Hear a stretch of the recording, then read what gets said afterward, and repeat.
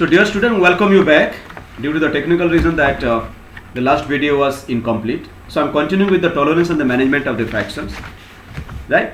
So initial period of time, if you can see the Congress having its own accommodations, there was lots of fight within the parties, but anyway you can say they try to accommodate each and everyone, each and everybody. For the various factions they fight with each other, but within the party itself, and they accommodate anyhow, they accommodate all those people. But now the situation is such that they are not able to accommodate all this, and once the accommodation is missing, then those people, those leaders from the political party, they left the party and they are going to form another political party. Most of the state units of the Congress were made up of the numerous factions. The factions took different ideology positions and making the Congress appear as a good centrist party. There are different types of political party. One is rightist, the second one is leftist, and third one is centrist. Rightist, they're ideologically, you can say they are very rigid, you can say, in terms of a particular specific ideology. Like BJP earlier, it was being known as a rightist parties, because they basically they're based on Hindutva, right? But not now. I'm talking about maybe 20 years back or 10 years back. The communist, all the communist party, they are leftist party, and the party like Congress, they are centrist, combination of both the thing. The other parties particularly attempted to influence these factions and thereby indirectly influence the policies and decision making of the margins.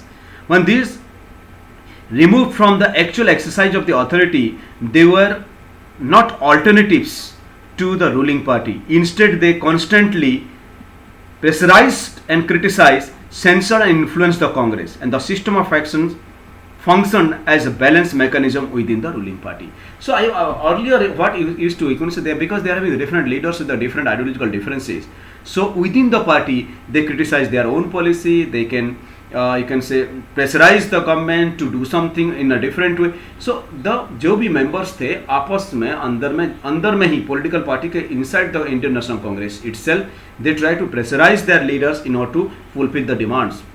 Means different domain से हैं, different state से हैं, तो different उनका demands होता था, तो कोशिश करते थे कि प्रेशराइज करके कांग्रेस से वो डिमांड को एज ए गवर्नमेंट फुलफिल करवा लें. But later period of time this accommodation failed, और जहाँ ये फेलियर हो गया पॉलिटिकल पार्टी भी खत्म हो जाता है, बिकॉज वो बैलेंस जो एक चेक एंड बैलेंस जो पार्टी के विद इन द पार्टी जो चेक एंड बैलेंस था, वो सिस्टम ही खत्म हो जाता है फिर तो, right. In the first decade of the electoral competition, Congress acted both as the ruling as well as the oppositions, and if could have find out the role of the International Congress in this particular decade in 2020, if you can see that, or in the last 30 years you could have find out the International Congress lots and ups and downs. Sometimes it become a ruling party, become a ruling party, and sometimes it become a seat in the opposition.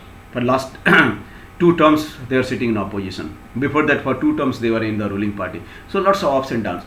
Even in terms of the state governance also, if you can find out, the Congress hardly having only a few states which is with Congress, and rest of the state it's went to the other political, either the regional political party or national democratic alliances.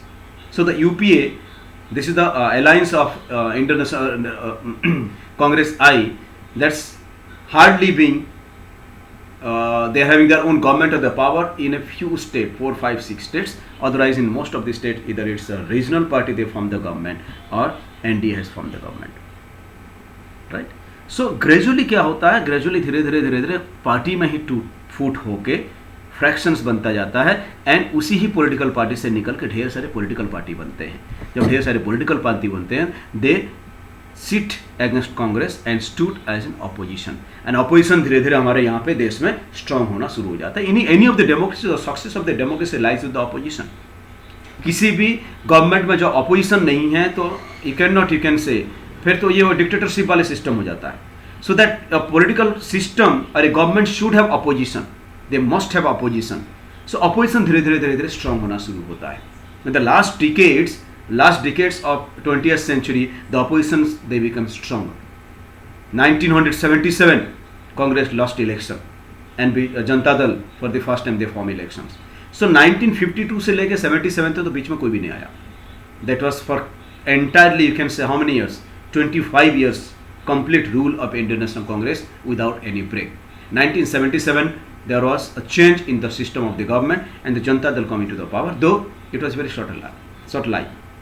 After that, for one term it was Indian National Congress. The second time again the Janata Dal they come into power in 1988, 89, 90, and they continue for 3-4 years. After that it was BJP, they come into the power. Then again BJP they come into the power. Then Indian National Congress come into the power for twice, and for last 2 times it's BJP in the power.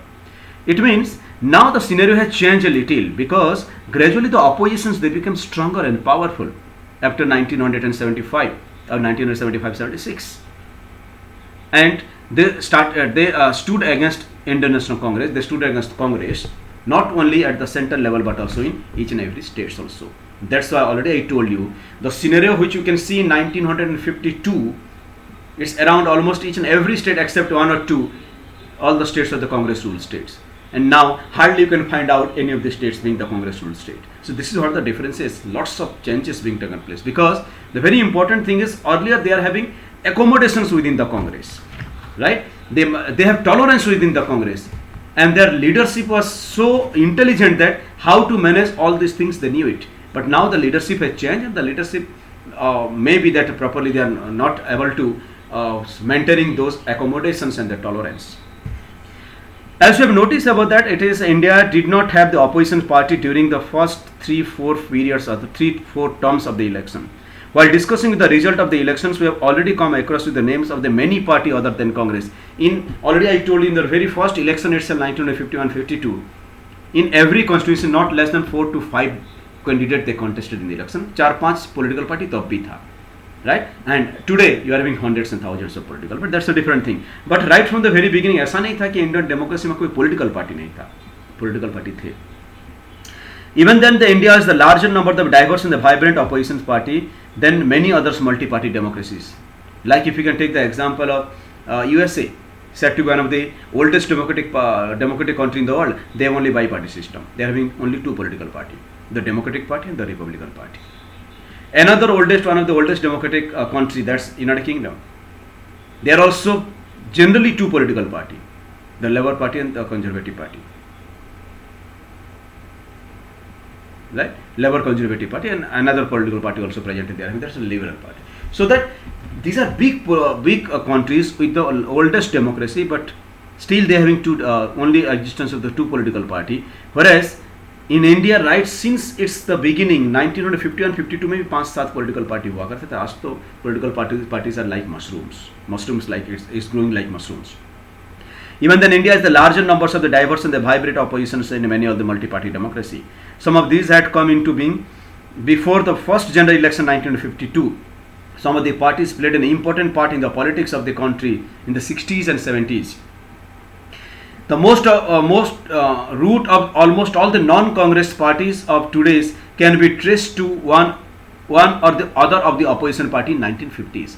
Today, if you can see about Bharatiya Janata Party, BJP, is traced back to Jansangh. Jansangh से आया है. Earlier, they are having a political party like Janata Dal. It being fraction, and it made so many political party. Like in UP, you can say it's BSP, Bahujan Samaj Party, then Samajwadi Party, Rashtriya Janata Party, then Janata Dal EU. These all the political party which came from then BJD, Biju Janata Dal in Odisha. These are all the political parties which came from Janata Dal. Right? But more or less, if you can see that in 1951-52 में जो भी oppositions हुआ करते थे, उसी opposition का ही कहीं ना कहीं legacy में today also the name might be the name of this political party change, but उसी legacy के चलते आज भी political party वही survived. All these opposition parties succeeded in gaining only a token representations in the Lok Sabha in first till 1977. Yet their presence played a crucial role in maintaining the democratic character of the system. At least a few seats went to the different political party, the opposition party, so that's exactly the beauty of a democratic country. अगर democracy हो, election हो, there was no other political party to contest in the election, it's meaningless. So it was not the system like that. At least we have that system that a few oppositions were there. This kept the ruling party under check and often changed the balance of the power within the Congress. By keeping the democratic political alternative alive, and this is very true in a democratic country, you can say. Always I used to tell, in a democratic country, the democracy runs with the oppositions. Opposition नहीं है तो check and balance होगा कहाँ से?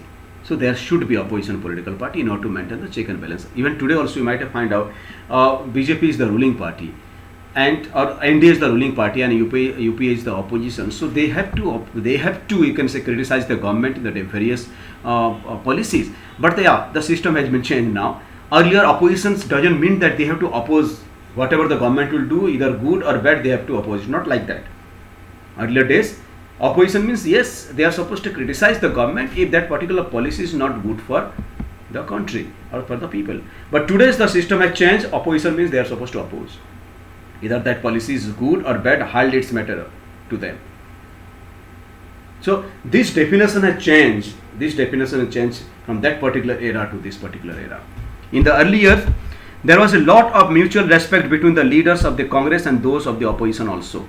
At times we have seen that even the ruling party was the Congress, and the opposition, the leaders of the opposition or from the opposition party, the member of parliament or the others, they are being sent to United Nations organizations or the other places for the negotiations or the other dialogues and the talks. Today hardly you can see this. The interim government that ruled the country after the declaration of the independence and the first general elections included the opposition's leader like Dr. Ambedkar, Shyam Prasad Mukherjee in the cabinet of Pandit Jawaharlal Nehru, though they are not belongs to Indian National Congress. Then Jayaprakash Narayan ji also, he also joined the government, and later on Jayaprakash Narayan, he was a veteran leader of Janata Dal, and because of the JP movement, Jayaprakash Narayan in 1977, Janata Dal came into the power. This kind of personal relationship with respect for the political adversity declined after the party competitions grew intensely in 1980s के बाद. Otherwise, earlier days you were not like that. They are very good friend. Maybe they belong to different political party. Where when they are sitting in the parliament, only they are supposed to debate, counter debate. But after that they become good friends. But that particular thing now it's missing. The first phase of the democratic politics in our country was quite unique. The inclusive character of the national movement led by the Congress enabled it to attract different sections of the society, group, interest making, broad-based social and ideological coalitions. But now it being restricted to a few people and a few leaders. And that's the only reason. There was a time it was being dominated by a particular political party, and that now the system has been changed now. Though in India the systems remain similar.